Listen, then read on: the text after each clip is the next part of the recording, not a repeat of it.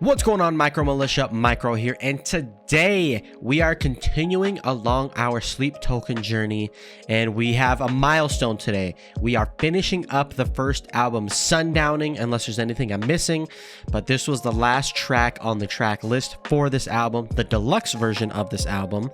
It's entitled Bloodsport. So in the last video I asked y'all, there's two different versions of this. There's this visualizer, the official video, I guess. And then there's a live performance called From the Room Below.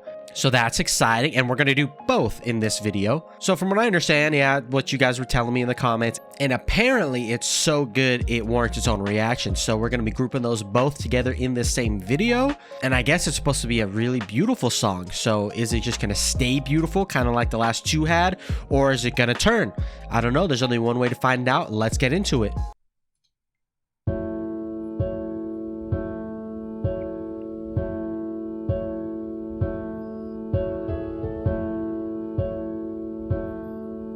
The piano, the key hits are actually in the recording. At least it sounds like it. I wanna feel my stars align again, even if the earth breaks like burnt skin and the heavens just won't open up for me. Would you invite me in again? Won't you pay for your arrogance? Won't you show me your weakness? Ooh, add a little bit more soul.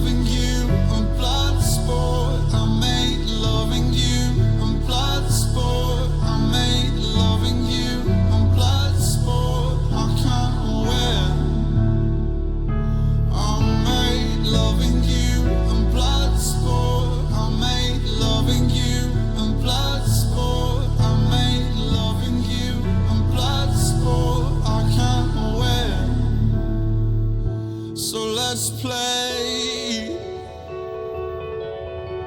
Oh.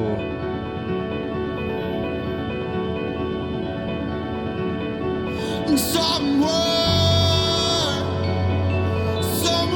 the atoms stopped fusing. I'm still your favorite regret. You're still my weapon of choosing. And out there, stuck quantum pattern, tangled with what I never said. You say it doesn't matter. I wanna be forgiven.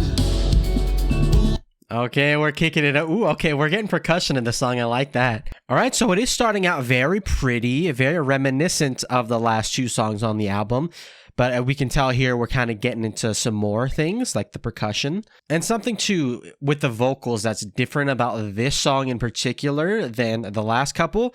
Yes, it is pretty. It's very toned down so far, just with the piano. But then the piano even kicked up. It's not just standard chord changes anymore. We're getting like the dooga in the background. So we're arpeggiating those chords in the background, which is awesome. And then in terms of the vocal itself, a lot more soulful in this one. It's a lot less just bearing your soul and singing pretty. And he's doing inflections. He's doing little runs. So it's a lot more soulful than the last couple songs have been. It's a lot less raw and just more soulful. And so apparently the lyrics may be alluding to something, maybe underlying. So let's see if we can't break it down and figure out what that is. So I want to roll the numbers. I want to feel my stars align again, even if the earth breaks like burnt skin and the heavens just won't open up for me. So to me, the second half of that stanza, even if the earth breaks like burnt skin and the heavens just won't open up for me. So kind of what I'm getting from that is even if earth breaks like burnt skin, kind of could be like, even if he goes to hell, even if the heavens won't open up for him. So even if he doesn't make it to heaven, even if he has to suffer from eternal damnation, maybe. In terms of wanting to roll the numbers, I want to feel my stars align again. So is this him trying to become whole again? Him trying to recover? Not exactly sure. Let's keep going. Would you invite me in again? Won't you pay for your arrogance?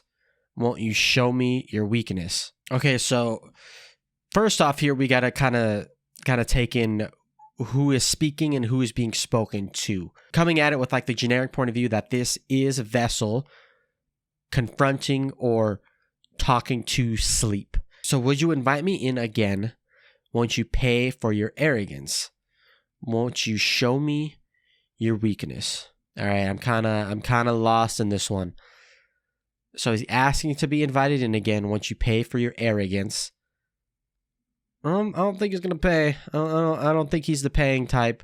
Won't you show me your weakness? Okay, yeah, I'm kind of lost on meaning in the lyrics here. But what I will say is there is a potential here that he's kind of talking to himself. This is kind of an introspective. But let's just continue. So I made loving you a blood sport. I made loving you a blood sport, and that's repeated again. I can't win. I made loving you a blood sport is repeated 3 more times. I can't win. I don't know if we're just going straight forward there. Yeah, it's like he tries to love him. He tries to love Vessel, but it's kind of just, again, he's used. It's toxic relationship, that sort of thing, and he can't win. So just a straightforward meaning there. Is there anything underlying that I'm missing? Probably. And then it's just a single line, so let's play. And somewhere the atoms stopped fusing. Ooh, okay. I'm still your favorite regret. You're still my weapon of choosing. So he's still choosing Sleep. So we know that this is going to continue, obviously.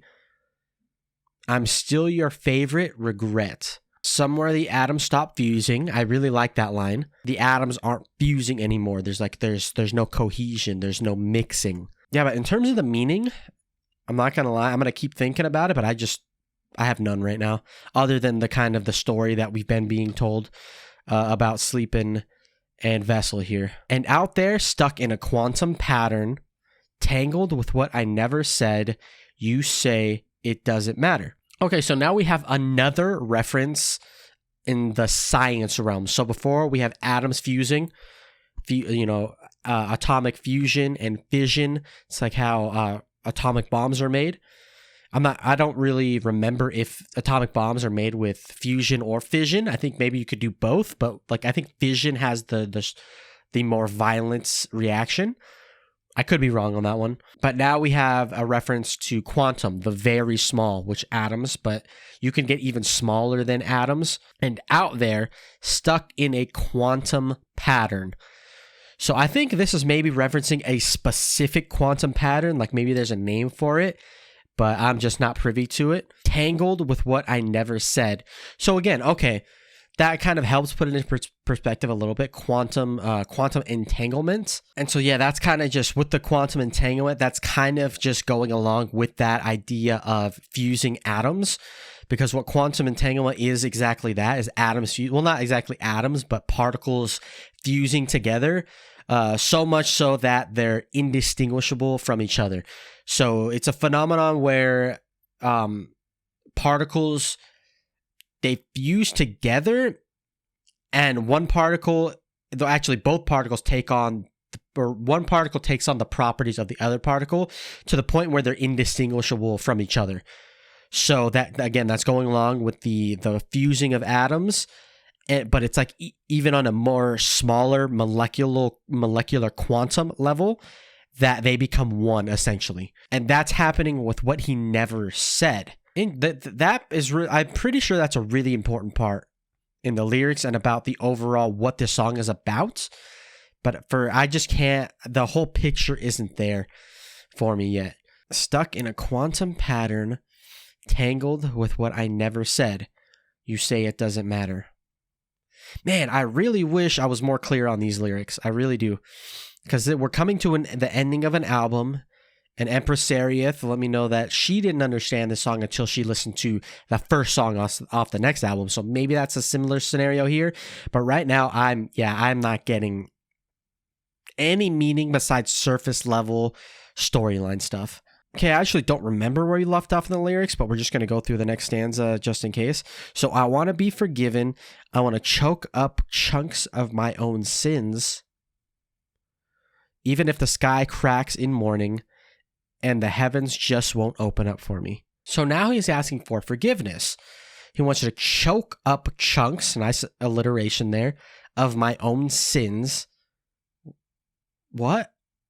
Even if the sky cracks in the morning and the heavens just won't open up for me. So again, he's saying, and the heavens just won't open up for me. So he's not expecting to get to heaven, I'm assuming, even if the rapture were to happen in the morning. But he wants you to be, he's asking for forgiveness, even if he doesn't get to heaven? Oh, dude, I don't know. This is too metaphorical for me at this moment. I just don't know. We're just going to get back into the song.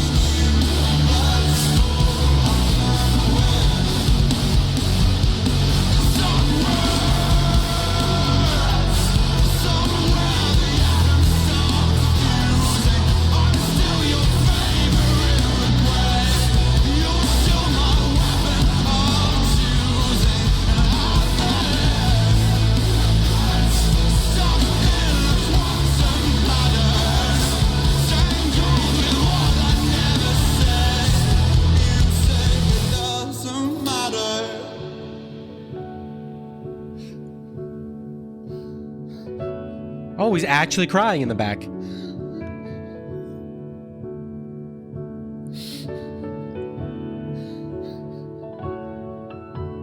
Ooh. The piano went a little bit digital there.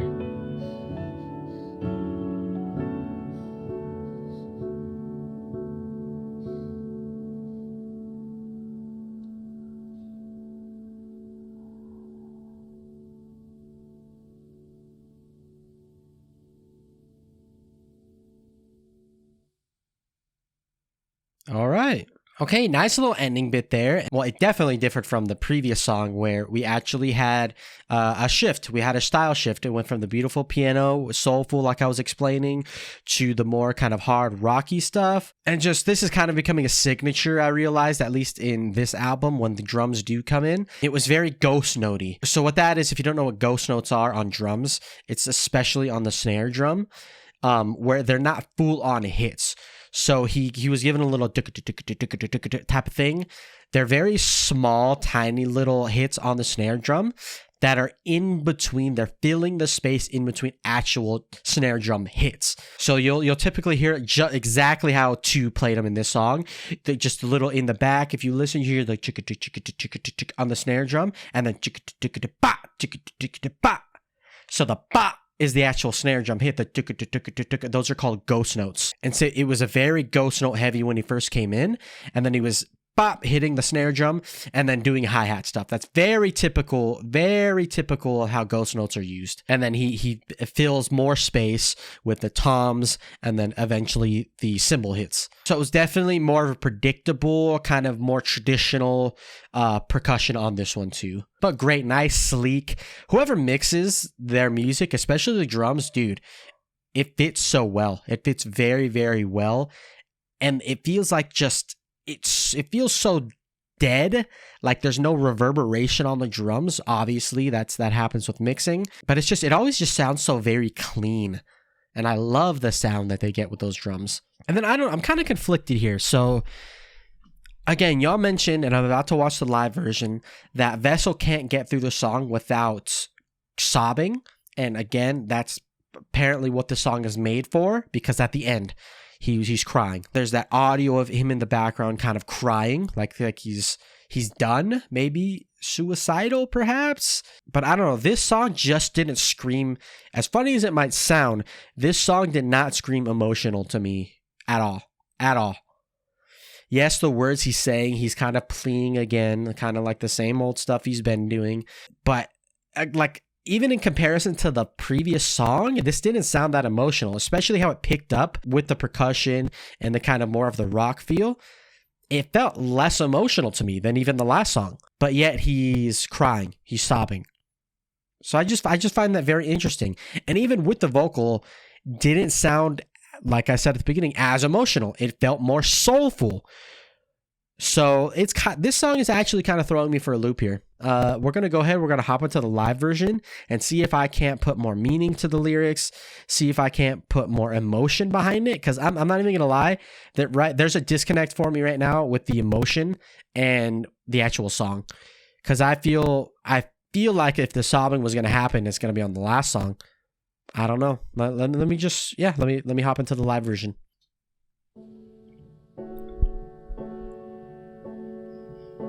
Oh, so it's a produced live version. This is not straight up live.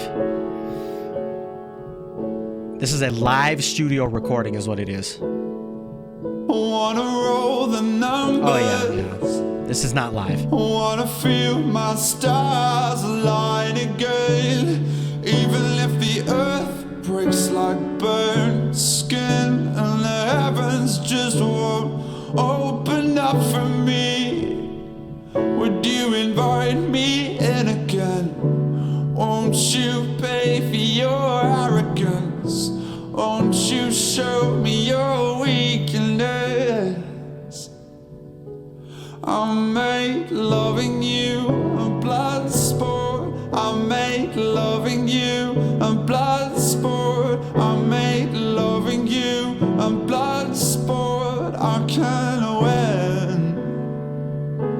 I made loving you a blood sport. I made loving you a blood sport. I made loving you a blood sport. I can't win. See that soul in his voice. Play. I just wanted to point that out. So what I mean by that soul is he's adding little things that give it its own personality.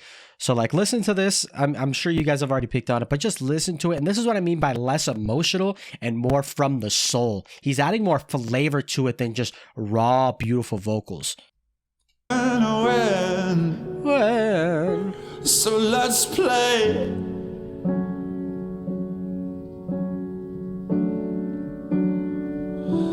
Somewhere. Yeah. Guttural from the soul. Stopped fusing. I'm still your favorite regret. You're still my weapon of choosing. Okay, this is something I didn't catch in the actual studio version right here. There's a name for this. I don't know what it's called, but the way he fuses those two words together with the R's here. Listen to this. Fusing. I'm still your favorite regret. Favorite regret. He fuses those two words together by the R, although he doesn't, it's not the same word. There's two distinctive R sounds. Favorite regret. So it's alliteration, and there's a name for that in music. I just don't remember what it is. I'm not a vocalist, but that's a technique that he actually, I'm pretty sure he did on purpose. Maybe it was an accident, but that's an actual term in music other than just alliteration. You're still my weapon of choosing, and out there, stuck in a quantum pattern, tangled with what I never said. You say it doesn't matter. I wanna be thinking. Okay, and so something I have to mention here that I kind of just thought of. This is my first time actually seeing Vessel. I've been doing nothing but reacting to visualizers, so I really didn't have a good mental image of what like So this is what they look like live, I'm assuming. Well, because I do that because, again, this is not a live recording. This is a studio recording just done live. But the mask is very cool. I'm assuming this is Vessel, obviously. And I've seen, like, you know, doing thumbnails and stuff, getting images off of Google. I've obviously seen the mask and everything. I've seen kind of all the members. It's just interesting now to see it in action. I haven't seen them perform anything in these masks. So that's pretty cool. And something I just want to mention or ask, is the mask have anything to do with keeping his upper lip up? Because it seems like his teeth are exposed the entire time, which is fine, you know. It just hopefully doesn't sound like it is, but affect his ability to form his mouth to say words. It doesn't sound like it is, but I just know for me, if my teeth are like that the entire time, my mouth would get so dry. I don't know how he would do it. All right, let's just get back into it. You say it doesn't matter. I wanna be forgiven. I wanna choke up chunks of my own sins. Even if the sky cracks in morning and the heavens just won't open up for me, would you Yes. invite me? Okay, and I know I keep mentioning that it's not actually live. It's a studio recording. It's way more heavily edited than an actual live performance. There's pitch correction and all that stuff. But what I do love and appreciate about this version is it is actually not just a studio recording where they're going in there trying to make it perfect. His voice was much more barren and less filtered on that part, where you could literally just hear it come from his soul. You could, so again, whatever the lyrics are, but he's adding distortion to his own voice. And I love that. I absolutely love that raw feeling to it. Open up for me. Would you invite me in again? Let me pay for my arrogance. Won't you show me your weakness? I made loving you a blood sport. I made loving you a blood sport. I made loving you a blood sport. I can't win. I made loving you a blood sport. I made loving you a blood sport. I made loving you a blood sport. I can't win.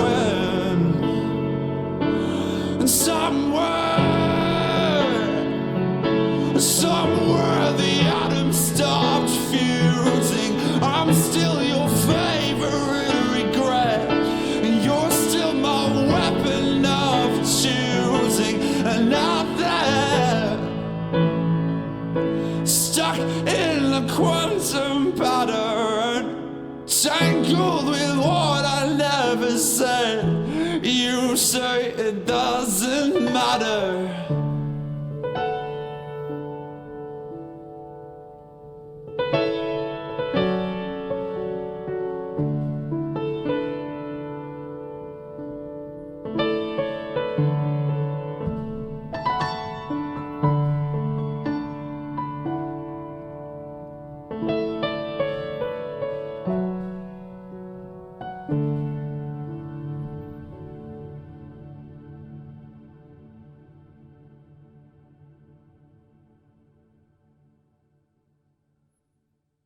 He's putting his own head down. He's pushing his own head down.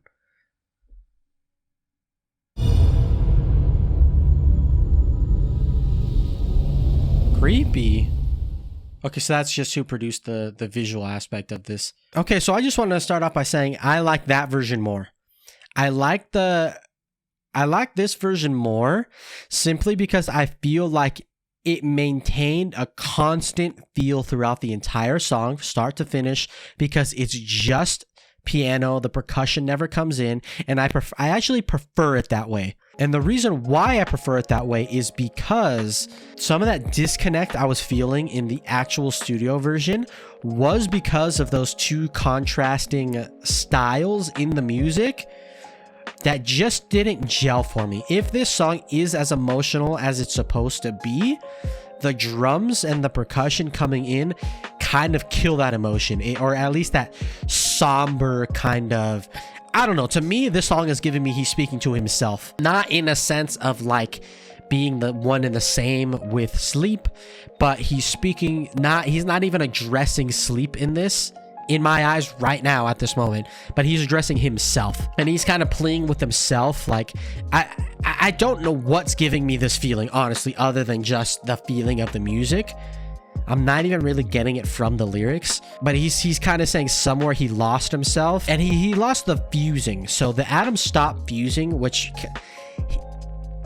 if we're going back to a few videos ago when I kind of made the assumption or kind of had the feeling that sleep isn't even an actual deity or person, but it's one person dealing with sort of a split personality situation, and this song is giving me that 100%. So again, it's nothing really super specific in the lyrics that's kind of driving this thought behind the song.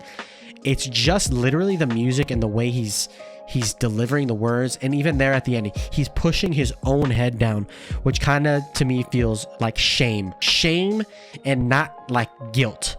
So guilt and shame, of course, are two different things. And shame usually has, again, I learned this in a JCS video, shame has an aspect of, you know what you did is wrong and you feel bad for doing something wrong. You feel bad for doing that, which is different than guilty, which means in guilt you could show no remorse. You could be guilty and show no remorse at all. But here he is showing remorse, it sounds like, but to himself. So I don't know, the metaphors in this one are just too much. If the meaning is something different, or you know, in a different version, different way. But just that's what it's giving me right now. Hopefully the next song will clarify it like it did you, Empress. But in terms of the song overall, beautiful song. Beautiful song. And you guys are right. I definitely should have watched both of them because they're each beautiful in their own right. Again, the actual studio version, you had the percussion come in. You have more of an upbeat kind of full feeling. It's not just bare piano like the previous song. Until you get to the live studio recording where it's all bare bones. He's bearing his soul. You could hear a lot more of the emotion in his voice and the inflection he's trying to get across with these lyrics, and it's consistent throughout the entire song. So this is actually, again, a case where the genre switch, that I don't want to say didn't work for me, but I actually preferred it without the genre switch. So very interesting. And now that's ending off the album, going into the next album, the second album in the trilogy of Trauma. So I think really now there's nothing left to do but get into the rest of the story. Alrighty, so I just want to mention again, there might be a couple videos that I upload in between the two albums, but it won't be more than like a day or a few days before we're back into the second album. I can't wait to it. I can't wait to get into this journey and see where we go from here. Overall, the Sundowning album was great. I know the albums are going to get better. Not to say this album wasn't good. This album was great. It had a bunch of great songs on them. But yeah, this album was great. I don't think it was my favorite. There was kind of a lot of storytelling, a lot of building up. So I would say still my favorite songs that I've heard up until this point aren't even on this album. The Summoning by far is my favorite song by theirs. And then Ascensionism, Look to Windward are close second, thirds, not really in any order. But a great album, great storyline wise, and I'm glad I'm getting into this journey, and I'm super excited to see where we go from here. Anyways, guys, thank you so much for tuning into the video. Go ahead and drop a hot thumbs up, subscribe if you're new to the channel, and I will catch y'all all in the next album. At ease, Micro Militia.